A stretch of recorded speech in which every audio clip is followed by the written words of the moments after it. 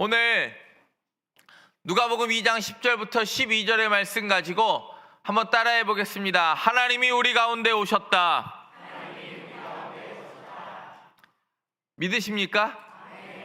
하나님이 우리 가운데 찾아오셨습니다. 성탄이 요즘은 뭐 캐롤도 안 들리고 뭣도 안 되고 안 된다고 원망 섞인 말들을 많이 합니다.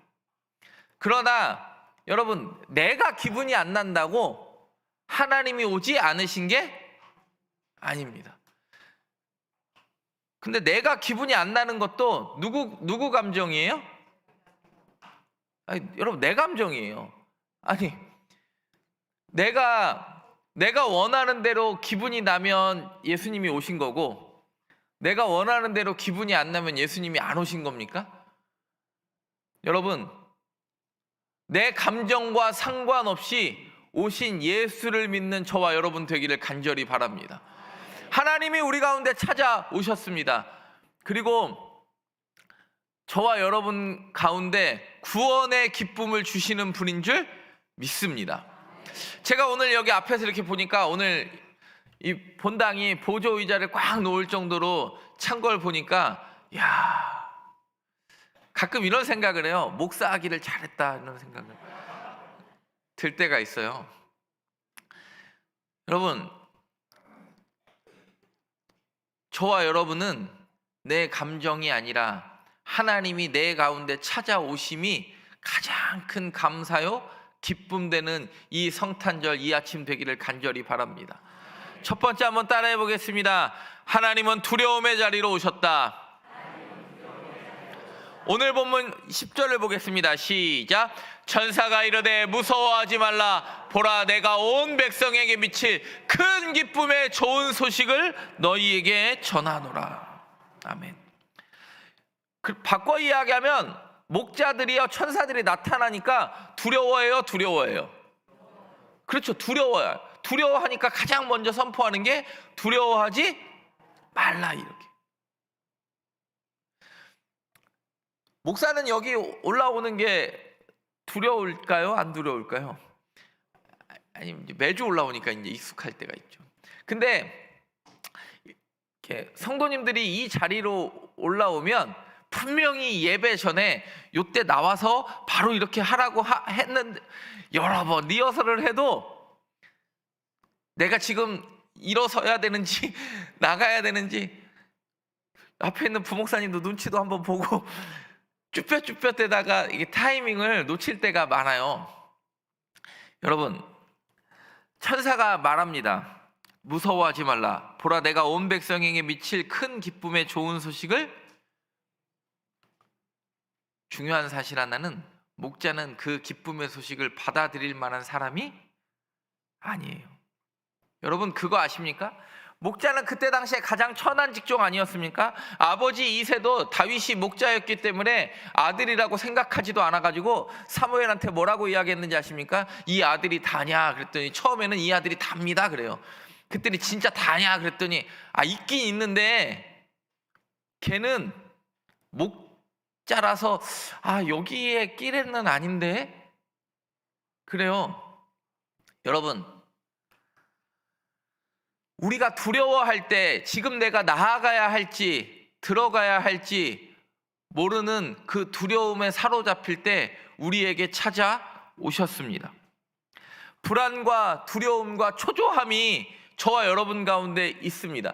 내년에 하나님이 어떻게 우리를 이끄실지 기대가 되십니까? 아니면 두렵습니까? 사람들이 경제적으로 어려움을 당하고 있다고들 이야기합니다. 그리고 미래에 대한 불확실성이 점점 더 가중된다고 이야기해요. 장밋빛 미래가 활짝 펼쳐졌다고 이야기해요. 맨날 뉴스를 보면 불안감을 더 조장하는 것 같은 그런 느낌이 들어요. 여러분, 여전히 불안해하는 우리에게 찾아오셨습니다. 큰 기쁨의 소식. 우리 아이들 여기 나와 있고 여기 이렇게 아이들 있는데 아이들은 성탄절이 굉장히 기쁜 소식이에요. 1년에 2번 기쁜 소식이 나오는데 어린이날과 성탄절 아닙니까?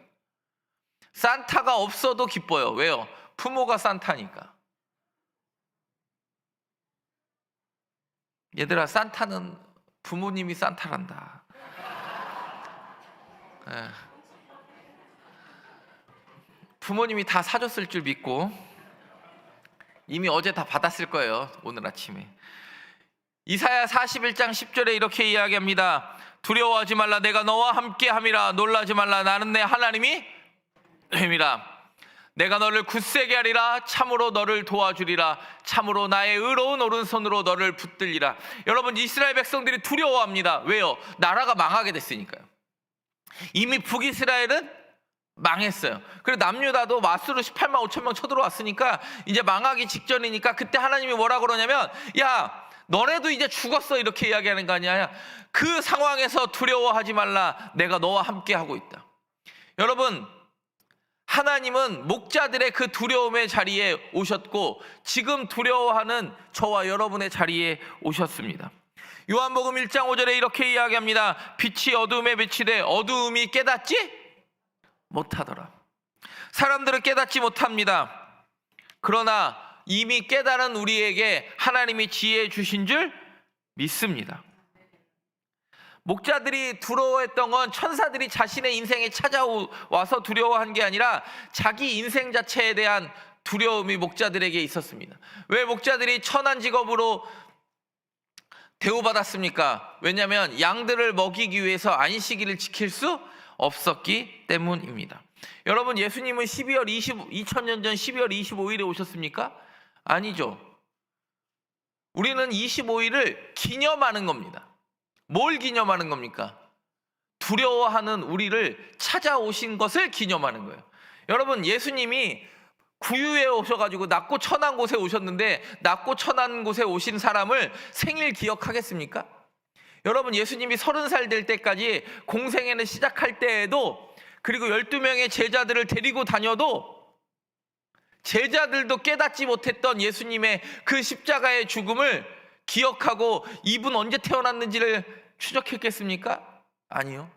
나중에 4세기 되면서 예수님이 돌아가시고 나서 한 300여 년 지난 뒤에, 그럼 예수님이 오신 날을 우리가 기념하는 날이다. 그래서 로마에 우리가 아는 대로 태양절이 12월 25일입니다. 태양을 기념하는 날입니다. 근데 그게 아니라 진짜 빛으로 오신 진짜 태양인 예수 그리스도를 기념하는 날로 바꾼 겁니다. 여러분, 25일 오늘 오신 게 중요한 게 아니라 내가 오신 예수 그리스도를 확신하고 그것을 믿음으로 선포하는 게 성탄절인 줄 믿습니다. 그래서 카톨릭과 개신교가 12월 25일 날 지키지만 동방정교회나 에디오피아 정교회는 성탄절이 1월 6일과 7일이에요. 날짜가 달라요.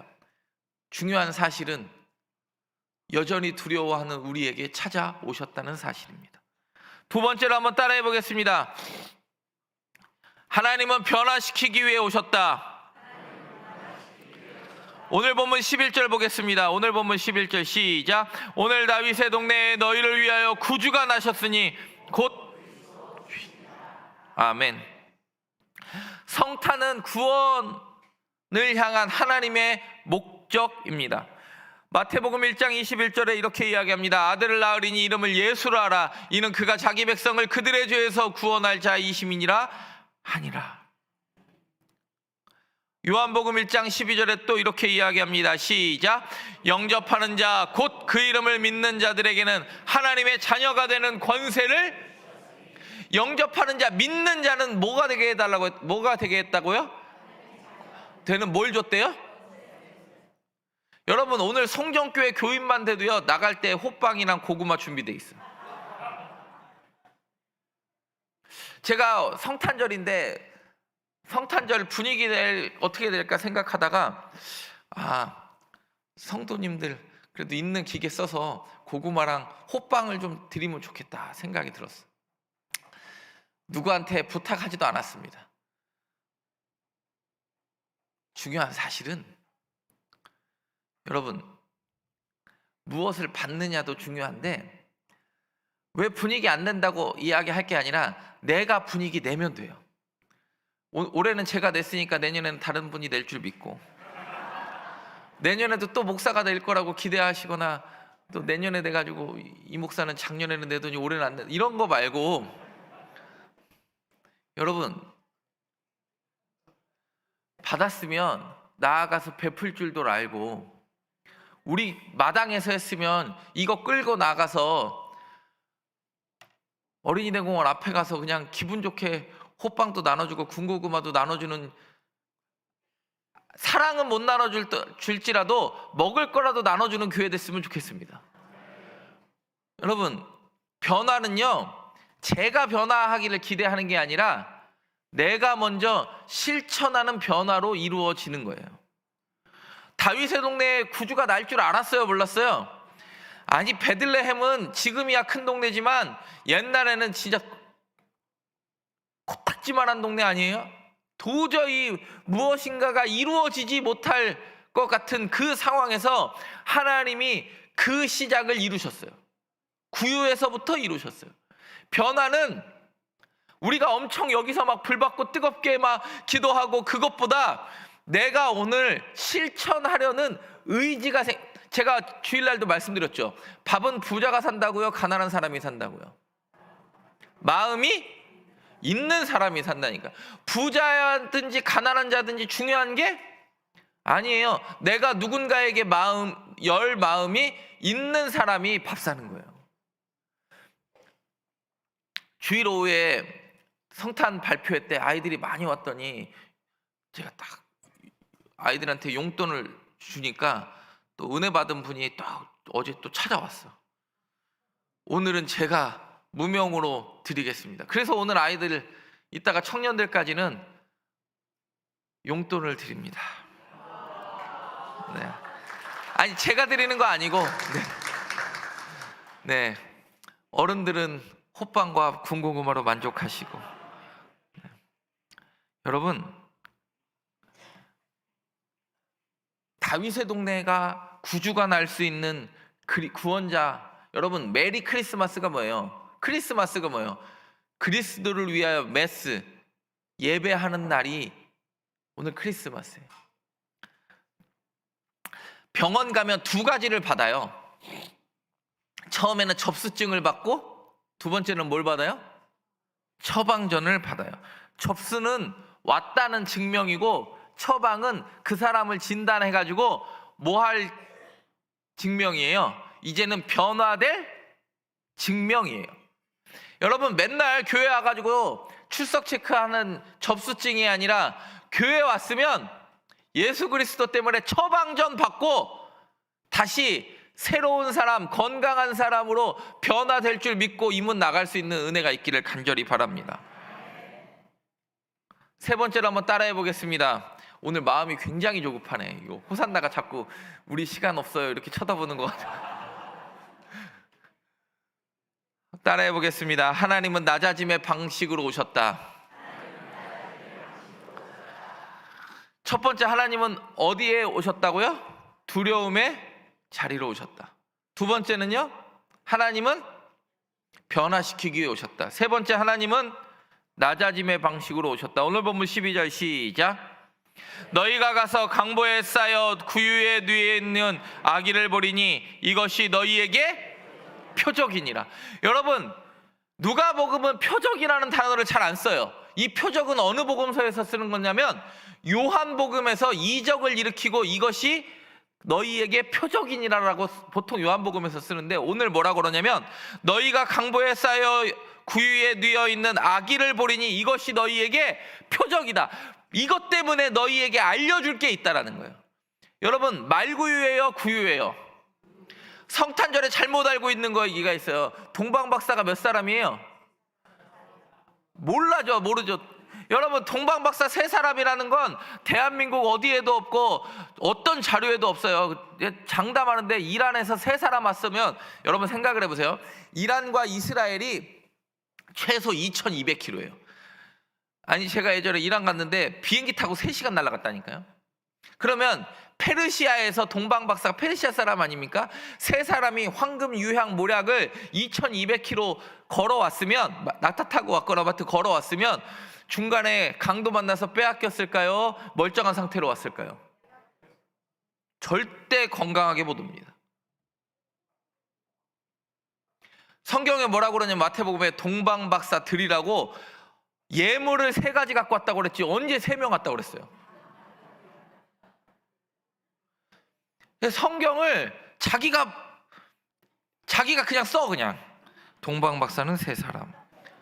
성경에는 안 나와 있는데 쓰는 성경이 있어요. 그래서 그걸 뭐라고 그러냐면 내가 성경이라고 그래요. 동방박사 3사람 아닙니다. 동방박사 몇 명이 왔는지 몰라요. 오늘 말구유 아닙니다. 구유에 나셨습니다. 그러면 저쪽 마국간에 나신 겁니까? 옛날에는 동물을 안에 키웠어요? 밖에 키웠어요? 옛날 이스라엘은 동물을 안에 키웠어요. 2층 집 구조잖아요. 벽돌이 1층에 동물들을 키우고 2층에 살아요. 왜냐하면 겨울에 동물들의 체온으로 할 수 있게. 그러니까 저쪽 마국간에 태어난 게 아니에요. 그 집에 있던 사람들과 한 공간에 있었던 거예요. 근데 중요한 사실, 그 집에 있는 사람은 그 사람이 태어난 사람을 누군지 몰랐어. 그러나 동방박사는 알았고 목자들은 알았어요. 여러분, 성탄은 하나님이 능력으로 임한 것이 아니라 가장 겸손의 모습으로, 아무것도 할 수 없는 아이의 모습으로 겸손이 드러난 사건입니다. 아이는 엄마가 먹을 거 줄 때까지 기다려요. 빌립보서 2장 6절과 7절을 함께 읽겠습니다. 시작. 하나님의 본체시나 하나님과 동등됨을 취할 것으로 여기지 아니하시고 오히려 자기를 비워 종의 형체를 가지사 사람들과 같이 되셨고.